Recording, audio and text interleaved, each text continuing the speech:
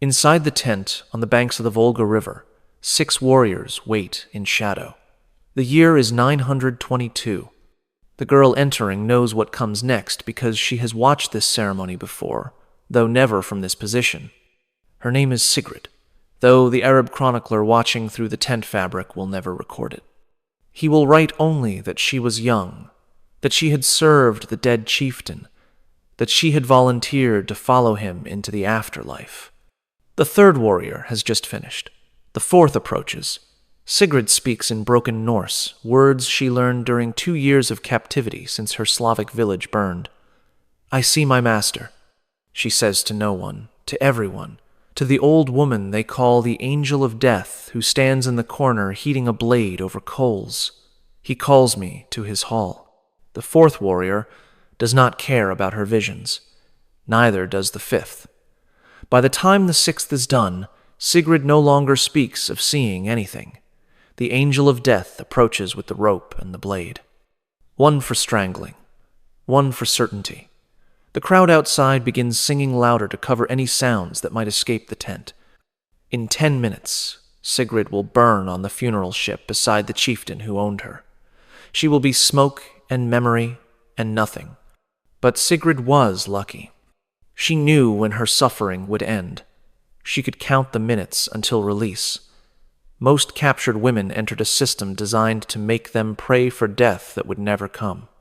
What the Vikings created was not simple slavery, but an architecture of female suffering so elaborate that Arab chroniclers, Byzantine historians, and European monks all agreed they had witnessed something unprecedented in human cruelty. This is the story they tried to forget. But before diving into the darkest parts of Norse civilizations, if you enjoy learning about the hidden truths of history, consider hitting that like button and subscribing for more content like this. And please comment below to let me know where you're listening from. Sister Aethelred pressed herself deeper into the grain storage as Norse voices grew closer. June 8th, 793. The holy island of Lindisfarne off the coast of Northumbria. An hour ago, she had been copying manuscripts in the scriptorium. Now she crouched in darkness, grain dust filling her lungs, listening to sounds she had never imagined inside monastery walls. Through cracks in the wooden storage building, she watched warriors sorting the captured. Her friend Bridget was dragged by her hair toward the beach where strange ships waited.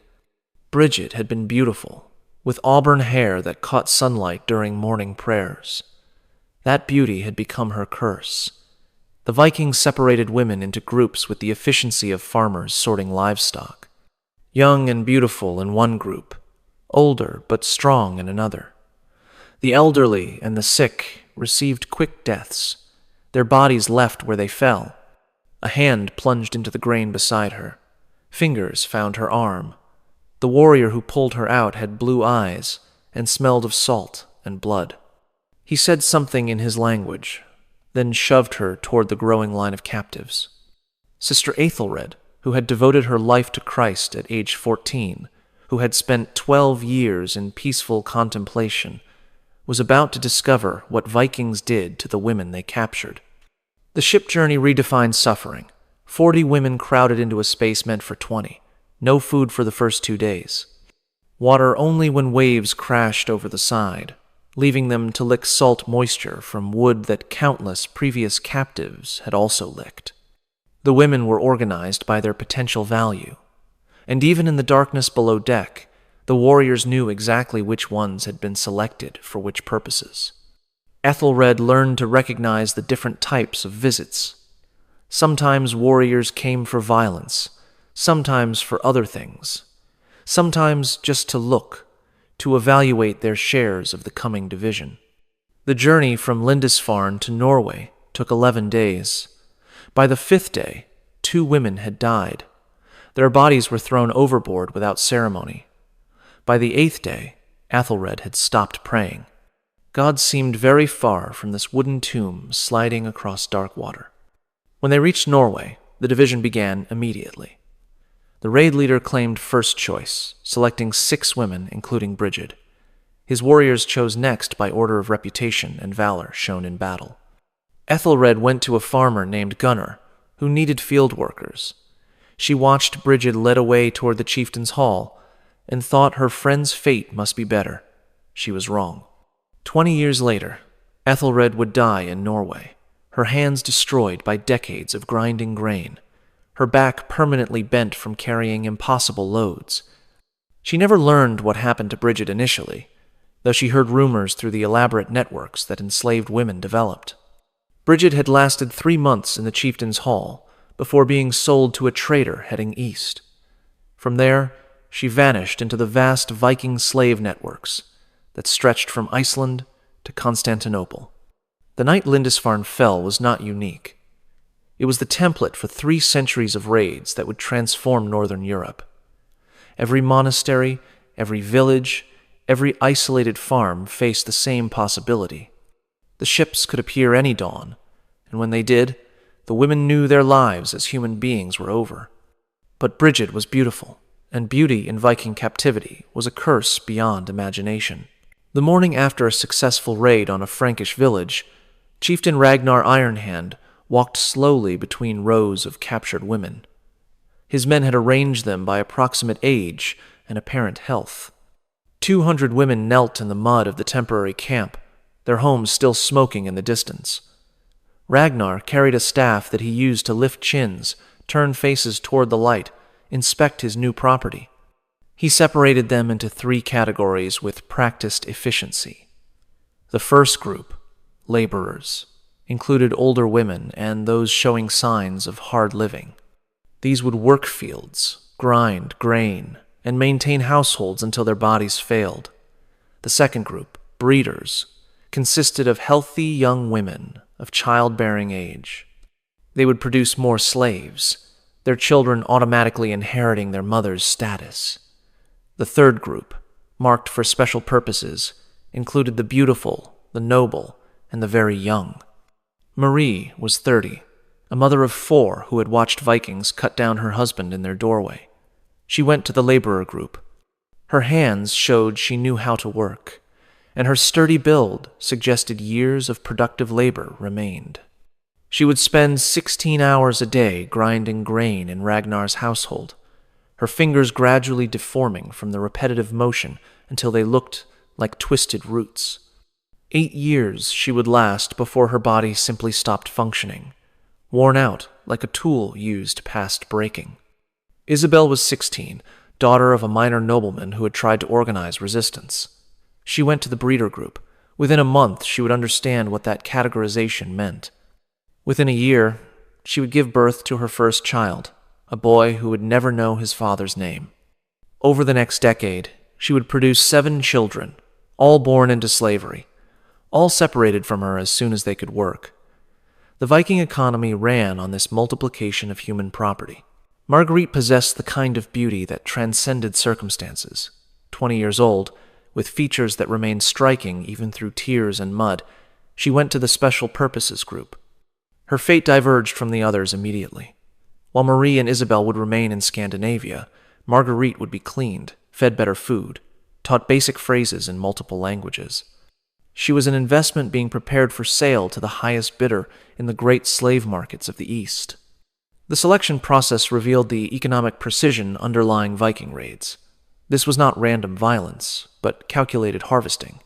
Each category of woman had specific market values and designated purposes within the elaborate machinery of Norse slavery. The Vikings had industrialized human suffering with an efficiency that would not be matched until the Atlantic slave trade 7 centuries later. Ragnar's selections that morning were replicated across hundreds of raids each year. Vikings developed expertise in evaluating human property instantly. They could determine a woman's approximate age by her teeth, her capacity for work by her hands, her breeding potential by her hips. They knew which ethnicities commanded premium prices in which markets. Frankish women brought good prices in Ireland. Irish women were valued in Iceland. Slavic women commanded the highest prices in Byzantine markets. The economic calculations went deeper. A woman who could weave was worth 3 times one who couldn't. A woman who could read and write, especially in Latin, might be sold to Byzantine households seeking educated servants. A woman with knowledge of herbs and healing could serve Viking households in multiple capacities. Every skill increased value. Every capability meant extended survival, though survival itself became questionable blessing. Marie discovered her fate that first day when she was brought to the grinding stones. Two massive circular stones, one atop the other, with a wooden handle that required constant rotation. Grain poured in from above, flour emerged from below, and the woman turning the handle existed only to maintain this transformation. The woman she replaced had died the previous day, her heart giving out after 7 years of the same motion. Marie took her position and began to push. The stones were heavy. The work was endless. Her hands started bleeding within hours. Isabel learned her designation's meaning when she was brought to a separate building where other young women lived. They explained the reality in whispers. She would be bred like livestock. The children would not be hers to raise. Resistance meant punishment that stopped just short of damaging her reproductive capacity. Acceptance meant survival, though survival in this context required redefining the word entirely. Marguerite's preparation began immediately. She was bathed, her hair arranged in styles that emphasized her features. She was taught to stand in ways that displayed her figure advantageously. She learned basic phrases in Arabic, Greek, and Slavonic. Every day, traders would visit to inspect her, though actual sale awaited arrival at a major market. She was merchandise being prepared for display, and the better she presented, the higher her price would climb. But survival was not measured in years. It was measured in how many times you could be broken before staying broken. The auction block in Dublin stood 15 feet high, ensuring visibility for the hundreds of buyers crowding the market square. The year was 852, and Dublin had transformed from an Irish settlement into the Vikings' western headquarters for human trafficking. Princess Orleth stood naked on the platform, her royal lineage now merely a selling point to increase her price.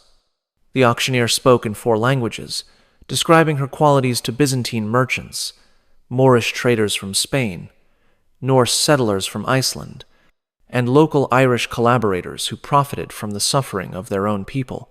He emphasized her nobility, her education, her virginity, though the last was assumption rather than verified fact. Verification would lower the price by suggesting damage to the merchandise. Bidding started at 12 marks of silver. A Byzantine merchant raised it to 15, knowing that an Irish princess would command attention in Constantinople's slave markets. An Icelandic settler countered with 18, needing women for his expanding household. The final price reached 24 marks, paid by a trader who specialized in moving high-value women along the eastern routes. Orleth would travel through Sweden, down Russian rivers, and eventually reach Baghdad, where her white skin and red hair would make her an exotic curiosity in some wealthy merchant's household. But Orleth's sale was just one transaction in a market that processed thousands of women monthly. Dublin's slave infrastructure rivaled Rome's ancient markets in scale and exceeded them in efficiency.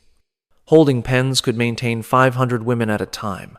Feeding stations provided minimal sustenance to preserve value without excessive cost. Medical inspectors ensured that sick women were isolated to prevent epidemics that might destroy inventory. The Welsh girl called Branwen had been sold 16 times in 2 years. Each sale moved her farther from home, through different Viking settlements where she served briefly before being resold.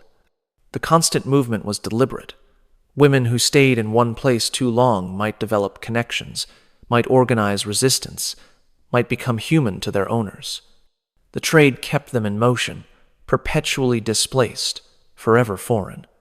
In the holding pens, a Pictish woman gave birth on straw that hadn't been changed in weeks. The baby would be raised to slavery if it survived, though infant mortality in the pens exceeded 60%. The mother would be given 3 days to recover before returning to the auction block, her recent pregnancy advertised as proof of fertility. Buyers appreciated confirmation that their investments could multiply themselves. A Frankish noblewoman named Elisande attempted to buy her own freedom, offering information about hidden gold in her family's estates. The traders listened to her information, sent men to retrieve the gold, then sold her anyway. The concept of honor in dealings with slaves was considered absurd. They were property, and property could not make deals. The price variations revealed the precise commodification of female humanity. A virgin between 14 and 18 might bring 20 marks. The same woman, no longer virgin, dropped to 12 marks. A woman over 25 brought 8 marks if she showed no specialized skills.